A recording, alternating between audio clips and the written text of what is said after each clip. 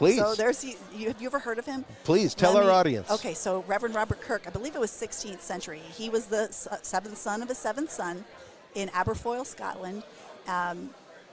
He was one of those folks that, like I said, did have the second sight. So when other folks had it, he felt comfortable going and talking about it to them. And he captured it in 8 journals, which are actually on display in Scotland, National Museum of Scotland and University of Edinburgh, which I'm dying to go see. I haven't gone to see. But so anyway, he would go out and capture that stuff. And in addition to that, he started writing things about the fairy realm, because he supposedly went into the fairy realm and learned.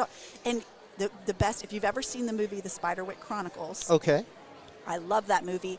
And that, I believe, is loosely based on the Robert Kirk, because he was a real man. I mean, this really happened. Yeah. And so he would capture all this stuff. They let him into the realm, and supposedly he crossed them. And when he died, he's now held captive or entrapped in a tree in Aberfoyle, Scotland. Wow. That is real. That's a very real story. Wow. And the locals won't talk about it. I've done so much research, and they say the locals won't talk about it. So ask me what I'm doing in 3 weeks. You going to I'm going to Aberfoyle, Scotland. I sure as heck am. And I'm actually going to hit the Isle of Skye, too, but Aberfoyle is where I'm going. I want to see where Robert Kirk is buried, because there's a story. Supposedly what he would do is he would walk from, he was the priest of the church in Aberfoyle, which he took over from his dad.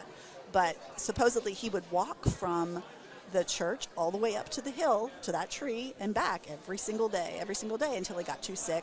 But when his body was found, he had had his quote-unquote heart attack, it was found in front of that tree.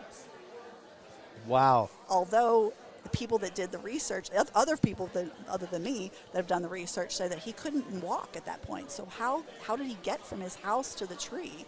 No one knows. Supposedly, his cousin, I believe it was 3 weeks after he passed, his cousin saw his spirit, and he said, I'm being held captive by the Fae. I need you to throw a dagger above my head when my son is christened, his new baby that was christened.